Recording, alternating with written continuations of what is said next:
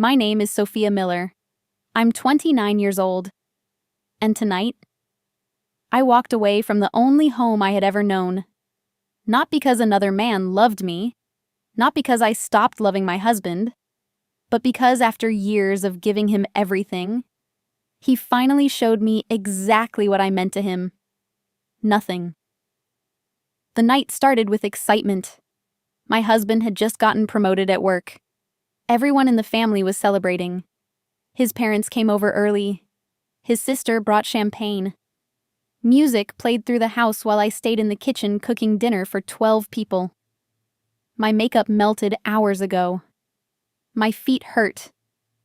But I kept smiling because I thought at some point he'd walk up behind me, wrap his arms around me, and say, "You made this happen too." But he never did. Around 7, I heard everyone grabbing their coats. Confused, I walked into the hallway holding a tray of food and asked softly, "Wait, where's everyone going?" My husband barely looked up from his phone. "We changed plans. We're celebrating at a restaurant downtown." I forced a small smile. "Oh, should I go get ready?" That's when he laughed. Actually laughed.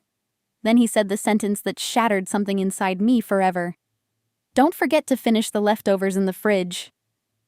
The room went quiet for a second. His mother smirked. His sister looked away. And suddenly I realized something horrifying. Nobody there thought his words were cruel. Because this family had gotten so used to me sacrificing everything, they forgot I had feelings too. I stood there frozen while everyone walked past me toward the front door. No one asked if I was okay. No one invited me along. Not even my husband. Then right before leaving, he turned around and said, "Try not to stay up too late waiting for me." And they all laughed. The front door closed. Silence. I looked around at the dirty dishes, the decorations I spent all afternoon hanging, the candles I lit for a celebration I wasn't important enough to attend. And for the first time in years, I stopped crying because something colder replaced the sadness. Clarity. I walked upstairs slowly, opened my closet, and pulled out 2 suitcases. My hands trembled while packing, but not from fear, from heartbreak, because I kept remembering the girl I used to be before marriage turned me into someone who apologized for existing. I packed my clothes, my documents, the emergency cash I secretly saved from grocery money. Then I removed my wedding ring and placed it carefully on the kitchen counter beside one final note. By the time my husband came home that night, the leftovers were gone, and so was I left at 8:43 p.m. I remember the exact time because my hands were shaking so badly I almost dropped my phone while booking the taxi.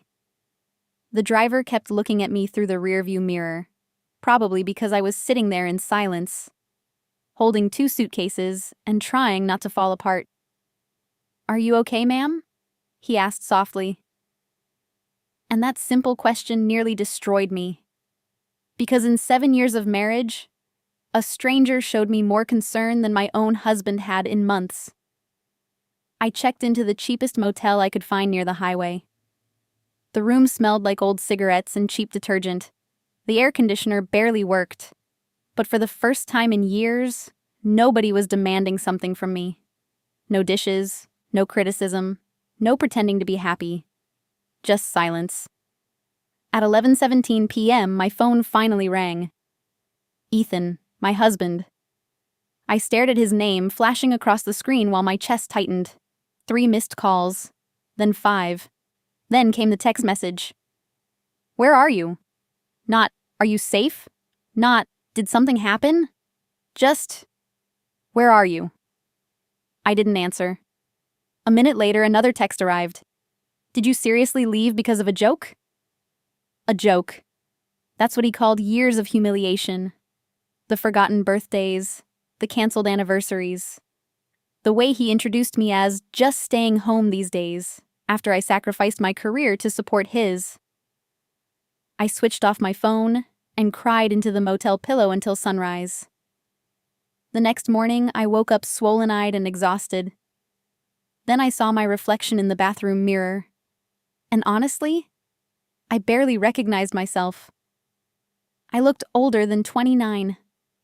Sadness had a way of stealing years from a woman's face. That morning, I made myself a promise. I would never again beg for love from people who benefited from my silence. So while my husband was probably telling everyone I was being dramatic, I was sitting in a tiny motel room opening a folder he didn't even know existed. Inside were copies of every unpaid bill I secretly covered, every late-night freelance contract I worked while he slept, every financial sacrifice I made to help him build the successful life he proudly called his. You see, Ethan loved acting like he built everything alone. But the promotion he celebrated that night? It only happened because I spent years carrying the weight he never noticed. And for the first time in my life, I stopped protecting him from the consequences of who he really was. Then my phone buzzed again. This time, it wasn't my husband. It was his boss. And the message made me smile for the very first time in weeks. Sophia, we need to talk about the reports Ethan submitted under his name.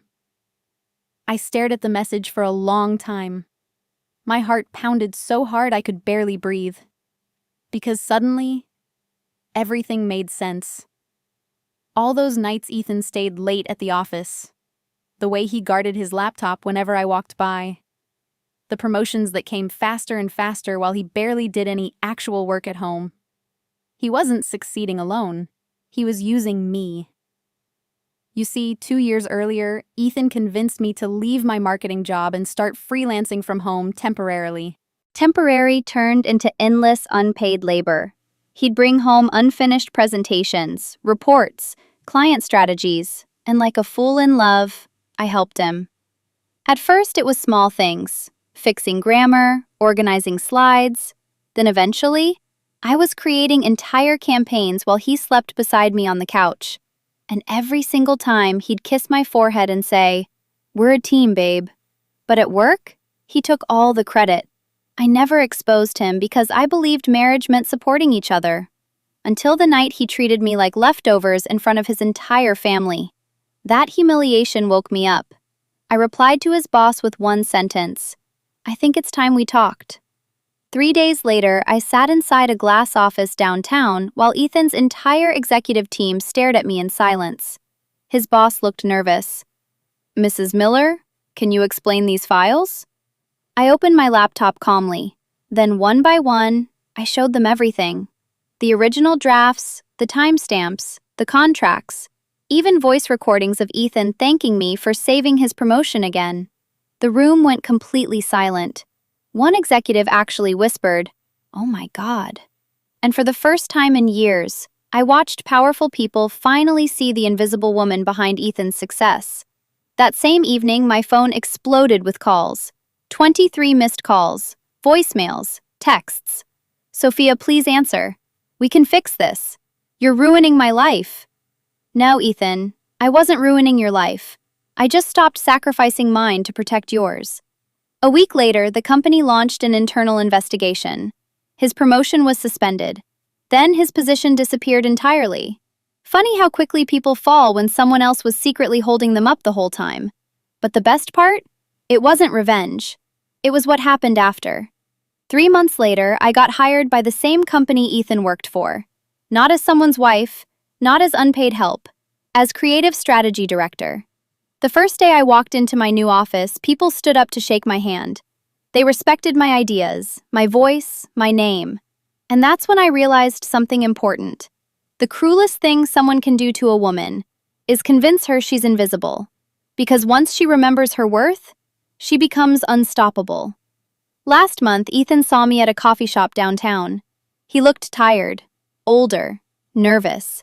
He asked quietly, "Do you ever miss us?" I smiled politely. Then I looked him straight in the eyes and said, "I miss the woman I was before I loved you."